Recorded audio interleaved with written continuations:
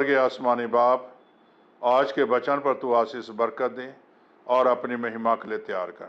तेरा फजल, तेरा अनुग्रह उनके ऊपर हो, यीशु के नाम से, आमीन। मेरे प्यारे भाई बहनों, आपके सामने मैं अभी वचन से पढ़ूंगा याकूब 2 बाब उसकी 11 आयत।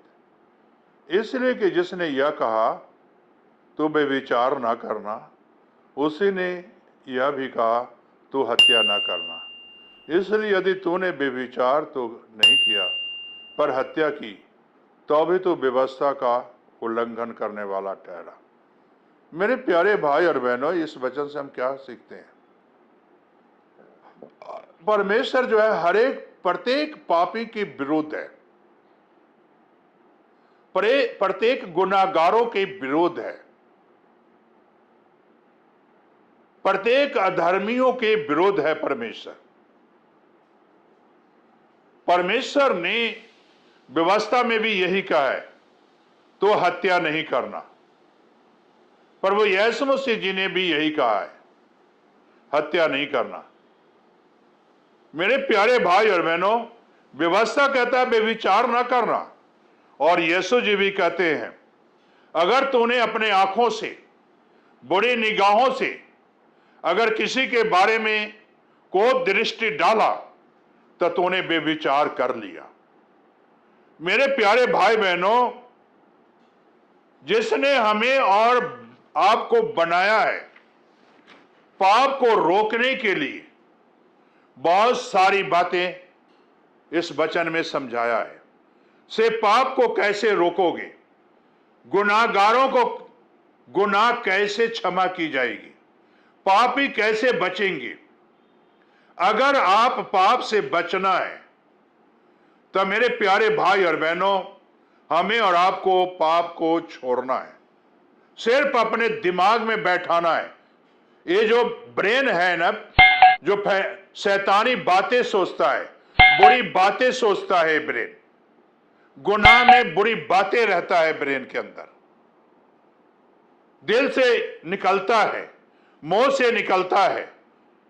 मेरे प्यारे भाई बहनों, इस बातों को सोच लोगे कि उसे प्रत्येक पापी के विरुद्ध व्यवस्था है, प्रत्येक पापी के विरुद्ध है यीशु मसीह खड़ा, प्रत्येक गुनाहगारों को विरुद्ध खड़ा है यीशु।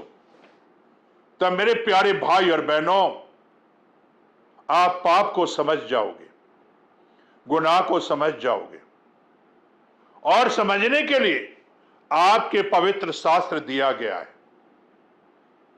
आप जानते हैं कि प्रभु यीशु मसीह के पास फरीसी एक गुनाहगार औरत को लेकर आया, और फरीसी ने क्या कहता है, से मूसा की व्यवस्था कहता है ये गुनाह करते हुए पकड़ी गई है, इसे पत्थरवाह किया जाए।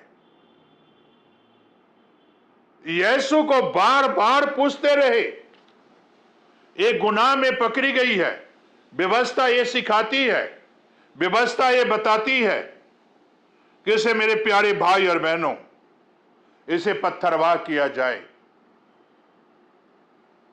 आप जानते हैं इसी वचन में क्या लिखा हुआ है?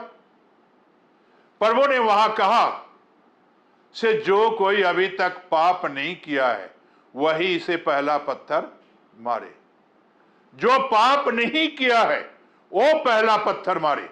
गुनाह उनके अंदर छिपा हुआ था, फरीसी के अंदर गुनाह छिपा हुआ था, फरीसी के अंदर पाप छुपा हुआ था। आज ठीक इसी तरह हर एक भाई बहन जो पापी हैं अपने पाप को छुपाते हैं, गुनाह को छुपाते हैं, लेकिन जब यीशु की अदालत होगा सारे गुनाह आपके उजागर हो जाएंगे। आप क्या मुंह दिखाओगे यीशु के सामने? और जब फरीसियों को कहा गया ये बातें, सारी प्रभु जमीन पर लिखना शुरू कर दिए, और तब देखिए सब पत्थर फेंक कर चले गए, सब पत्थर फेंक कर चले गए। और प्रभु ने जो है सीधे होकर खड़ा होकर कहा, बेटी तुझे किसी ने पत्थर नहीं मारा? उसने कहा नहीं। प्रभु ने क्या कहा जानते हो? क्या कहा? जा आगे से पाप ना करना, गुनाह ना करना। एक बार तुझे सजा से मैंने बरी कर दिया, अब दोबारे सजा ना पाना। मेरे प्यारे भाई और बहनों, एक बार अगर तौबा कर लिए, एक बार पश्चाताप कर लिए, फिर गुनाह ना करो, फिर पाप ना करो और पाप को छोड़ो और प्रभु की संगति करना शुरू कर दो। उस औरत ने गांव में जाकर क्या कही होगी? अरे तुम तो सब गुनाह में गिरे हुए हो, पाप में गिरे हुए हो। देखो मैं गुनाहगार, आज मेरे पाप को क्षमा मिल गई, मैं अब फिर गुनाह नहीं करूंगा, फिर कभी पाप नहीं करूंगा।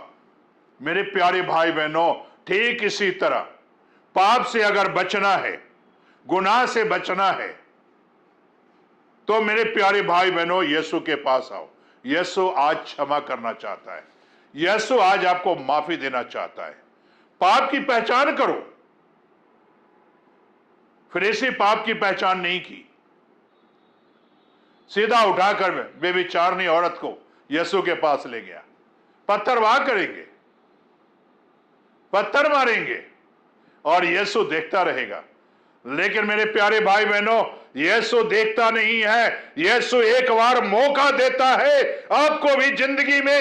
यीशु पाप की क्षमा करने के लिए मौका देता है। हो सकता है आज के बाद आपको मौका ना मिले, अभी वक्त है, मौका है, आप अपने पाप से क्षमा करो, मांगो, आज क्षमा मांगो। स्त्री ने मौका नहीं गंवाई, फिर पाप नहीं की। फरीसी ने गवा दिया, मौका गवा दिया, पाप से क्षमा कि मौका गंवा दिया। काश वो भी कहते फरीसी, प्रभु मैं पापी हूं, मेरे पाप को क्षमा कर दे, आज मेरा उद्धार का दिन आ गया है, आज मुझे उद्धार का रास्ता दिखा दे। लेकिन ऐसा नहीं किया।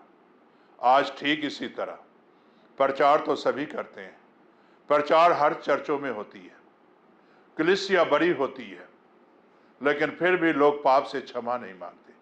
फिर वही बुरी काम, वही गुनाह, वही मूर्ति पूजा, वही झूठ बोलना, वही सच्चाई से बेमुख हो जाना, ये पाप की निशानी है। अगर आपकी कलीसिया में पाप और गुनाह है, तो मेरे प्यारे भाई बहनों, वो कलीसिया कभी स्वर्ग नहीं जाएगी।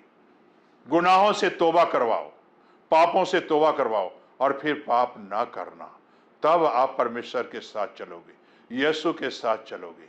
यीशु यही चाहता है, पाप से तौबा करो, नहीं तो सजा बहुत बड़ी है, भयानक सजा है, इससे बचने की जरूरत है। तो आओ प्रार्थना करें। स्वर्गीय आसमानी बाप, आज खुदावंद, पाप से हमें बचने की जरूरत है, गुनाह से हमें बचने की जरूरत है, ताकि तेरे नाम की महिमा और जलाल मिले। ये प्रार्थना यीशु के नाम से मांगते हैं, आमीन।